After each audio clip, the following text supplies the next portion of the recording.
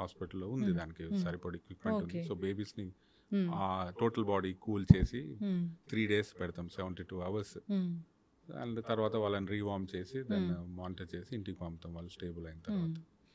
So congenital anomalies, heart diseases, born in poor condition, అవి major complications ఉంటాయి పుట్టినప్పుడు, are infections. అయితే doctor గారు, ఇప్పుడు ఫీవర్ గురించి, బాడీ టెంపరేచర్ గురించి మాట్లాడుకుంటే వీళ్ళకి ఖచ్చితమైన టెంపరేచర్ అంటే ఏంటి బేబీస్కి? అయితే ఒక్కొక్కసారి టెంపరేచర్ బాగా పెరిగిపోయి నేను చాలామంది దగ్గర విన్నాను, ఫిట్స్ వచ్చింది బేబీస్కి అని చెప్తూ ఉంటారు.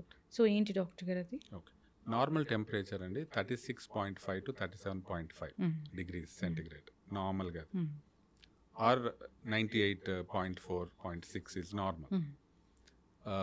కొంతమంది బేబీస్కి 6 months నుంచి 6 years ఉన్న పిల్లలకి కొంతమందికి హై ఫీవర్ వచ్చినప్పుడు ఫిట్స్ వస్తుంది.